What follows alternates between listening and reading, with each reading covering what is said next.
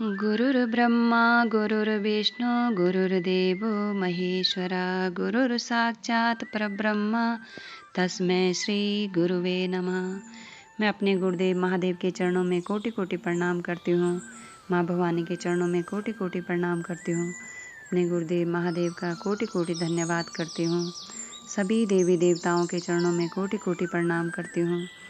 3 सूत्र के दाता भ्राता श्री हरिंद्र नंद भैया के चरणों में कोटि कोटि प्रणाम करती हूँ और उनका कोटि कोटि धन्यवाद करती हूँ, जिन्होंने हमें गुरु के 3 सूत्र देकर शिव शिष्यता का मार्ग दिखाया। उन्हीं के द्वारा लिखी गई पुस्तक आओ चलें शिव की ओर में से आज मैं आप लोगों को सुनाऊंगी हमारे गुरु शिव शिष्यानुभूति। नमः शिवाय, नमः शिवाय, नमः शिवाय।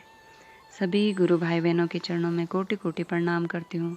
सभी का बहुत बहुत धन्यवाद करती हूँ। हमारे गुरु शिव शिष्य अनुभूति। भारतीय अध्यात्म के सिंहावलोकन से स्पष्ट होता है कि महेश्वर शिव चिरकाल से आदि गुरु एवं गुरु पद पर अवस्थित हैं। ग्रंथों में शिव के शिष्यों परशिष्यों का नामोल्लेख मिलता है। पुरातन काल से शिव को रुद्र, पशुपति, ईश्वर, मृत्युंजय, देवादिदेव, महाकाल, महेश्वर, जगत गुरु आदि उपाधियों से विभूषित किया गया है।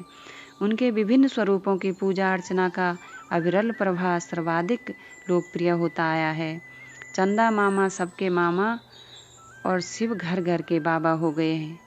देवताओं के अधिपति, असुरों के आराध्य, योगियों के योगेश्वर, अघोरियों के अघोरेश्वर, तांत्रिकों के महाकालेश्वर, कपालिकों के कपालेश्वर, गृहस्थों के उमा महेश्वर एवं निहंगों के शमशानी शिव के बहुआयामी व्यक्तित्व का लोक चेतना पर अक्षुण्ण प्रभाव है।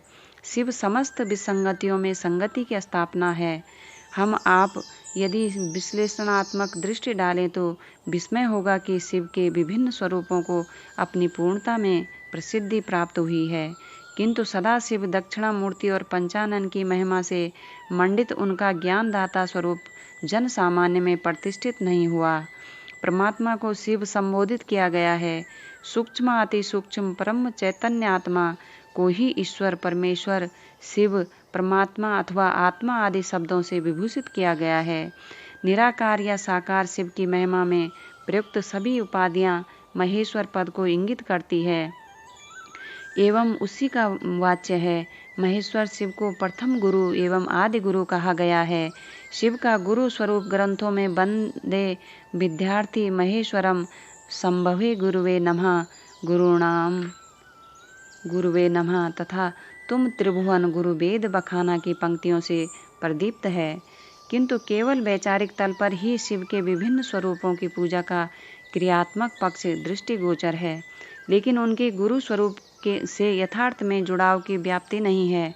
परम दानी और ढरदाने शिव की घर घर में पूजा, मनोकामनाओं की पूर्ति हेतु दुर्गम सुगम मंदिरों की यात्रा, संकट निवारणार्थ महामृत्युंजय का जप, महाकाल, माँ भैरव, महारुद्र और भूतनाथ की रौद्र रूप में अभ्यर्थना, पार्थिव शिवलिंग पूजन, शिव परिवार की स्वतंत्र एवं सम्मिलित आराधना, रुद्राभिषेक आदि शिव के विभिन्न स्वरूपों के से सानिध्य लाभ के विपुल दृष्टांत है। शिव से शिष्य के रूप में ज्ञानार्जन करने वालों की संख्या अपेक्षाकृत नगण्य है।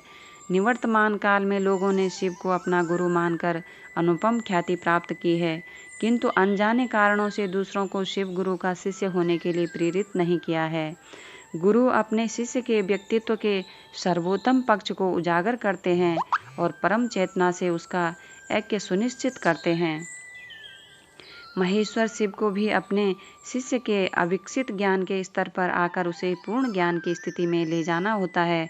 विश्वरूपी ज्ञान से संजात एक सामान्य भावोच्चरण भी जगत के लिए अनुकरणीय प्रमाणित होता है तथा यथा साकार शिव परिवार में शिव अभिज्ञान की एक अभिव्यक्ति का चित्रण द्रष्टव्य है।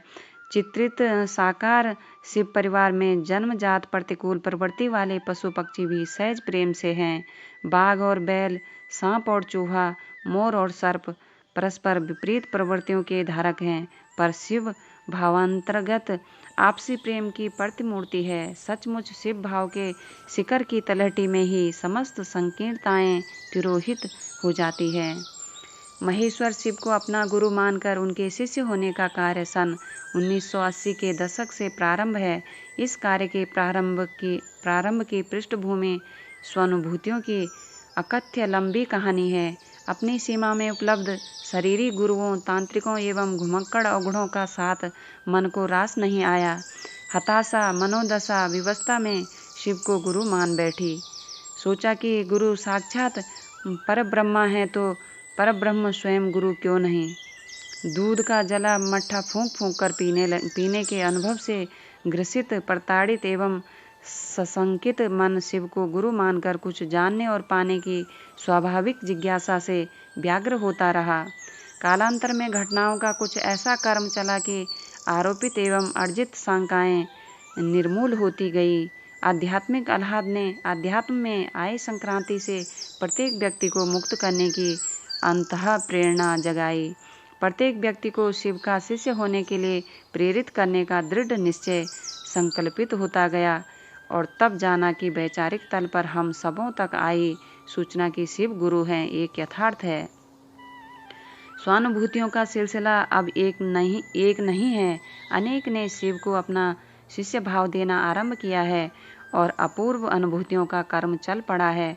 शिव को गुरु मानकर प्रकारांतर से अनुभूत हुआ कि अविश्वास और अश्रद्धा के दायरे में खड़े होकर भी ज्ञान प्राप्ति की उत्कट अभिलाषा से शिव को गुरु मान लेने की व्यवस्था का अस्थायित्व शिव गुरु से परिणाम की स्थिति है। श्रद्धा, विश्वास और समर्पण के अभाव में भी महेश्वर शिव की शिष्यता अंकुरित, पल्लवित, पुष्पित होती है।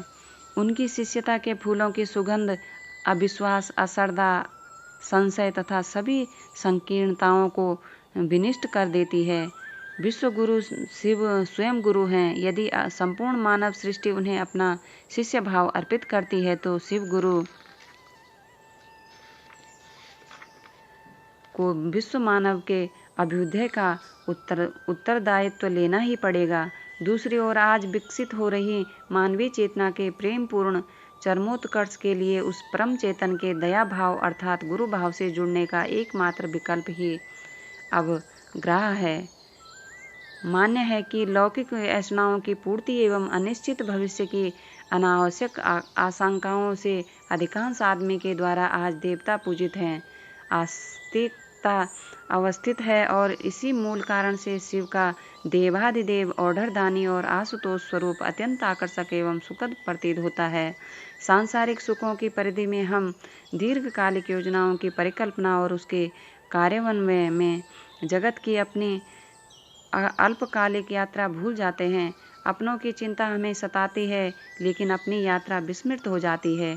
सही स्थिति यही है कि हम भोग को भोगते नहीं अपितु स्वयं ही भुक्त हो जाते हैं। किसी भोग को भोगाधिपति की तरह भोगना तथा स्वयं भुक्त हो जाना दो पृथक स्थितियां हैं। हम सुख के साधन एकत्रित करते हैं लेकिन उनसे हमारा लगाव, उनके रख रखाव की चिंता एवं बिलगाव का भय हमें दुख देता रहता है। नमः शिवाय, नमः शिवाय, नमः शिवाय।